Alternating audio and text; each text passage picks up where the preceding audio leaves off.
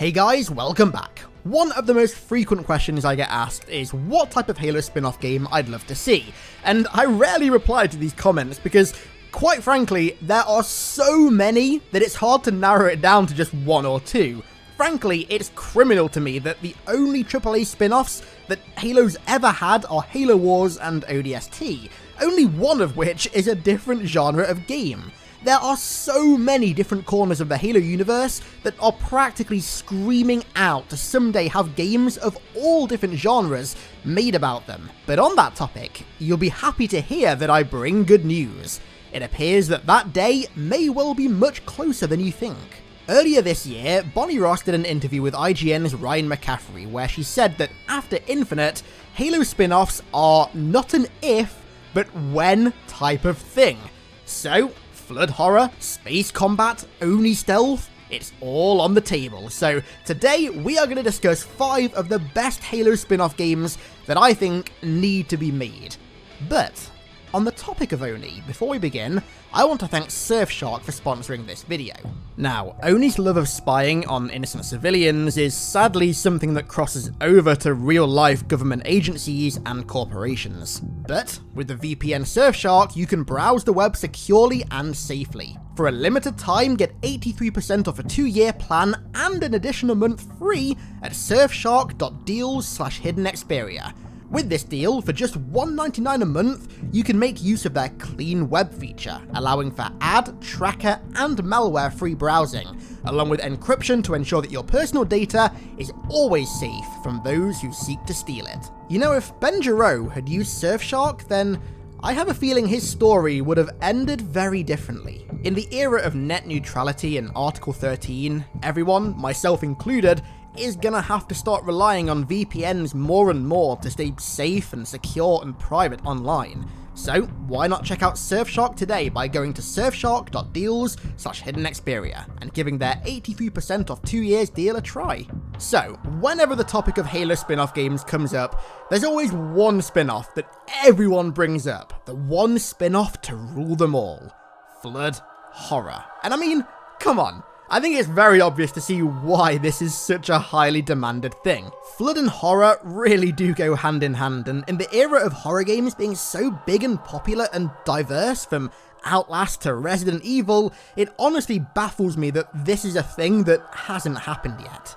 But if 343 were to go ahead with a Flood horror game, how could they approach it?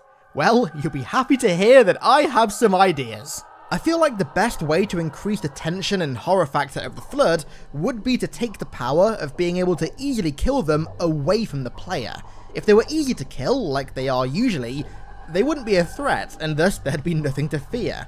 However, if you were unarmed, or maybe had something like a Magnum with only a few rounds, each combat form you encounter would be that much more imposing. Being forced to be conservative with your ammo would encourage stealth and evasion far more than if you could just kill every Flood that you encountered. Being forced to stick to the shadows as a group of combat forms or infection forms slithered past you, sensing the environment for fresh hosts to infect, would honestly be creepy as hell, and the atmosphere that that level of tension could create would suit the Flood perfectly. But I think that's all pretty obvious stuff, quite honestly. To properly build a horror atmosphere akin to something like Outlast or Alien Isolation, the gameplay kind of has to be like that. But one thing that isn't all that obvious is story, and I have 2 fantastic settings for a Flood horror game that would both not only have uniquely terrifying atmospheres, but that could also create 2 fantastic standalone stories about 2 totally different corners of the Halo universe. Firstly, High Charity. Now, in Halo 2, we got our first proper taste of a Flood hive, as High Charity was rapidly consumed by the Flood. The atmosphere, both visually and also in the tone of the mission, was on point for a horror game. But the gameplay was still Halo's typical super soldier power fantasy, so really, unless you were playing on Legendary, nothing really posed enough of a threat to reinforce the terrifying atmosphere. However, there's a way that can change and create a truly compelling horror story. Now, we know that some Marines were imprisoned in the holding cells on High Charity. I mean, Chief saved some of them, but I'm sure there were more than 8 human prisoners scattered throughout the entire Holy City. The story could follow one of the imprisoned Marines, beginning with him locked in his cell as he hears all this weird commotion going on outside. We know that it's the Flood causing it, but he's got no idea. As the Flood spread throughout the city, damaging and corrupting its systems, suddenly all the lights go out, and his cell door is mysteriously opened. The air is dense with Flood fog, and from there, we play as the Marine as we try and escape the facility. The story could begin with High Charity simply under attack from the Flood, but as you progress through it, you start to encounter less and less Covenant and more Flood, symbolizing their takeover of the city. The architecture could change as well, like at the start, it's just all typical Covenant architecture, all nice and curvy and purple and shiny. But as you progress through the missions, the Flood's corruption begins to seep in, and you witness what was once the holy city of the Covenant become a sick, twisted hive firsthand. The story could even take you to the streets of the lower city as well, where the highest concentration of combat forms would be, given that that's where most of the species in the Covenant lived. Sneaking around hordes of combat forms, trying not to alert them and escape the city, would be a really terrifying adventure that's perfectly suited for Halo's universe and also Flood horror. However, the other possible setting that I think would work really well is the Flood invasion of Voi from Halo 3. Seeing a fictional spaceship city being infected is one thing, but having the Flood infect a real city on Earth and begin spreading across one of the biggest continents is a whole new level of horrifying. In general, the Flood invasion of Voi is an incredibly underappreciated event in Halo's lore. I don't think the canon post-Halo 3 has really done that great of a job emphasizing just how severe it really was, but a horror game set during it could be the perfect envoy for that. Now, of course, you could have the protagonist of this setting be a Marine, stranded from his squad and low on ammo, but I feel like with it being set on Earth, you could do something a bit more grounded for the protagonist. How about, instead of a Marine, a war reporter who got caught up in the invasion while trying to report on humanity's assault on the portal that was hidden beneath Voi. That way, you could have a super grounded, relatable, and realistic character who's forced to navigate through the ultimate horror of the universe, the Flood. You could create this really cool dynamic where the character knows that they need to escape Voi before they're infected, but at the same time, they know that they also need to document everything they find before ONI ultimately cover it all up, so they can show the world what government agencies are really hiding from the public. That way, you could even bring in elements of ONI's corruption that Kilo 5 and Hunt the Truth really brought into the light. People have wanted to see that stuff in games for God knows how long now, and this could honestly be one of the most perfect ways to do it. Perhaps at the end of the story, this reporter could finally escape Voi, armed with the footage of the Flood, humanity's first encounter with the undead, and before they get a chance to release it, ONI show up, out of the shadows, and kill them, or something, ensuring the footage never gets out. I'd be happy with either story, honestly, but now that I've put pen to paper and written both ideas out side by side, I really feel like the voice setting could end up being the most gripping, and it'd include elements of the Halo universe that people have wanted to see in a game for years. 343, please. Right, whilst we're on the topic of ONI, the next spin-off that I would love to see made would focus on a small, elite group of Spartans and the highly classified operations they were sent on, the Headhunters. The Headhunters, for those unaware, are essentially ONI's own private Grim Reapers. They're Spartan 3s and also Spartan 4s, who are handpicked by ONI Beta 5 after their personal files and also mission reports are analysed against a set of parameters calculated by Beta 5. Once selected, they're separated from their regular Spartan divisions and receive specialised training on Onyx to ensure that they really are the best of the best. Then, they're broken down into groups of 2, where Spartan pairings are analysed to maximise lethality and efficiency through cooperation. Once trained, these highly unique Spartans are sent on what are essentially suicide missions, typically behind enemy lines, that require incredible levels of stealth, lethality, and precision.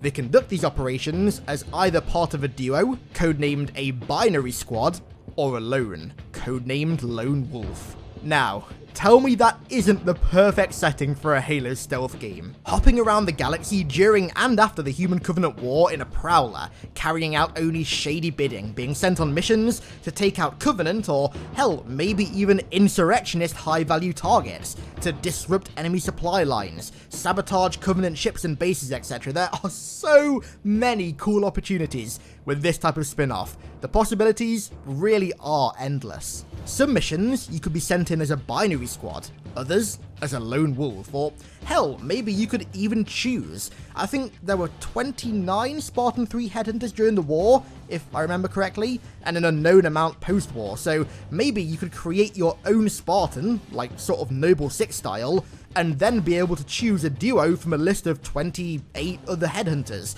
including June, because he was a headhunter before he joined Noble Team. And if they wanted to go even deeper into personalization, beyond squad personalization, they could allow for weapon customization too, and have it be, like, really deep, allowing for us to modify, like, almost every component of a BR, or DMR, Magnum, SMG, Sniper, you name it.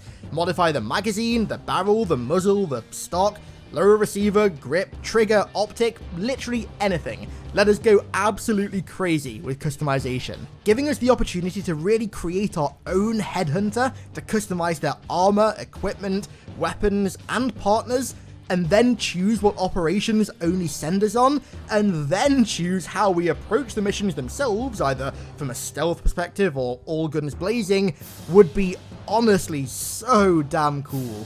God damn it, I'm sad this game doesn't exist now. 343 please. The third spin-off is another highly requested one, and again, it's for a very good reason. Another ODST game.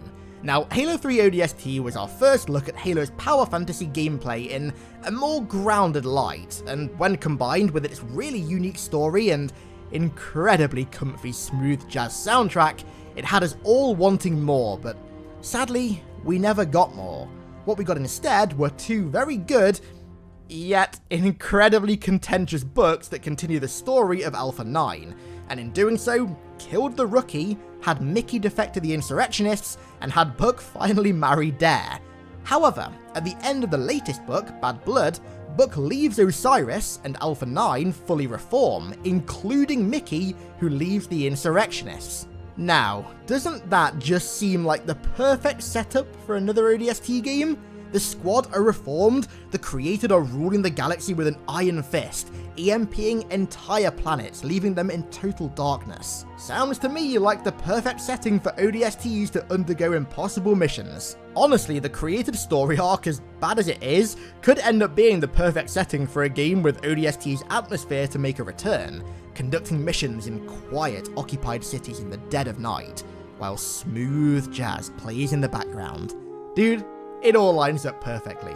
Oh, and also, it'll mean that we get more Nathan Fillion, which is never a bad thing. The penultimate spin-off that I would do many things to see come to life is an elite-focused spin-off.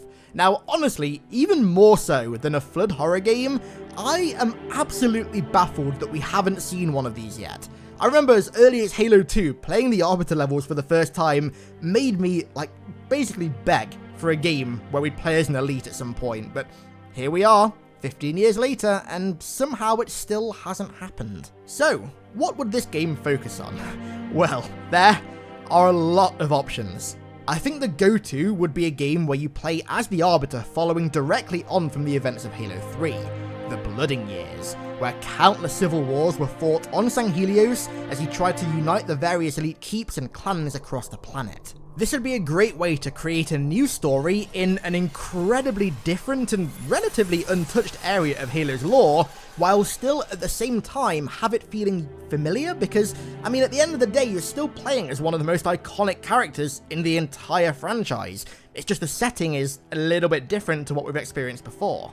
Then, as if this wasn't tantalizing the old taste buds enough already, this type of story would be the perfect opportunity to bring back returning elite characters, notably everyone's favourite shipmaster, Artas Vadum. It could also introduce so many cool new elites as well, and really flesh out their culture and the Swords of Sanghelios as a faction. Honestly, I'm amazed that 343 didn't make a sort of MGS5 Ground Zeroes type of game as a run-up to Halo 5 that was based around this. I mean, I was adamant, especially after those RB and Lock cutscenes in Halo 2 Anniversary, that we were gonna get something at least similar to it, but sadly, it never came to be. Another idea that could have a pretty similar vibe to the Headhunters game is one that follows the Silent Shadow, which is essentially the elite version of the Headhunters. They're another piece of really cool Halo lore that are kind of relatively untouched, so a game that focused on them would be perfect.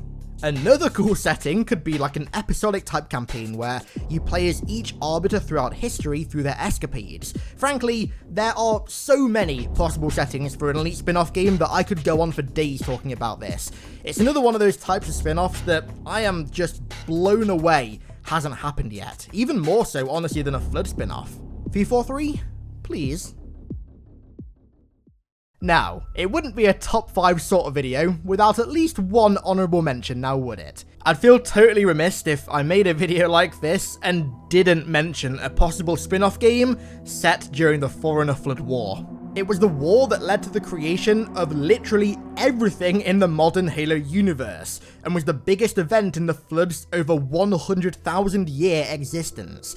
There are so many ways this war could be approached. It could be a grand strategy game or an RTS, it could be a squad shooter, or maybe even a third-person over-the-shoulder narrative game, or hell, it could even just be a standard first-person shooter. The possibilities are quite literally endless in more ways than one. Let me know down in the comments how you do a game set during this era, because there are so many possibilities. I'd love to hear your thoughts. And finally, the last Halo spin-off game that I would absolutely love to see is a game adaptation of Contact Harvest. Now, Reach gave us the beginning of the end of the Human Covenant War, but Contact Harvest would give us the true beginning of the war. So many sections of this book are crafted like seemingly perfectly for a game, from the earlier sections with the counter-terrorist raids against the insurrectionists, to the later parts fighting the Covenant. There's so much potential to truly tell the beginning of the most cataclysmic war in humanity's history, and also, at the same time, ticks so many boxes on people's Halo bucket lists. We'd have the chance to, for the first time ever, fight humans in a Halo game. We'd witness the first contact with the Covenant and the true beginning of the war. We'd play as a Marine, and more so, we'd have a game where the protagonist is none other than Sergeant Major Avery Johnson. Who the hell wouldn't want to play an entire campaign as Johnson? I mean, come on, announce yourselves now, because I'm adamant there is not a single person who wouldn't want to play that. It'd be the perfect way to bring him back into the canon without any unnecessary retconning to resurrect him, while at the same time allowing 343 to really experiment and let us do stuff that we've never been able to do before in a Halo campaign. Like I just said, fight humans for the first time ever, and get to use older weaponry, more outdated models of the assault rifle, for example. At the same time as well, it'd also give us another story within the Human Covenant War. I see a lot of people asking for more stories set during this war, and what better way to have a game fulfill that wish than have us play as Johnson during First Contact? I can think of no other spin-off game that would satisfy as many people, be as different as this, but also familiar enough so it doesn't alienate people. It's one of the most obvious stories to turn into a spin-off, in my opinion, considering how accessible it'd be to both new and also existing fans. I really can't see a way that this game wouldn't satisfy both crowds. So, I'll say it one last time. After Infinite, 343 please. And so, those are 5 ideas for Halo spin-off games that I think need to be made post-Infinite. And of course, one honourable mention thrown in there as well. Give me your ideas down below in the comments and let me know which one of these 5, or I guess I should say 6, you'd like to see the most. Also, don't forget to evade the watchful eye of Oni by going to surfshark.deals/HiddenXperia and maybe checking out that 83% off deal. So, I want to give a massive thank you to Remkana Design for becoming a new primordial over on Patreon, as well, of course, as all my other patrons who support me over there. and thank you all so much for watching, I really do appreciate it, and I'll catch you fellas in the next one. Hey, look at that, I changed up the outro.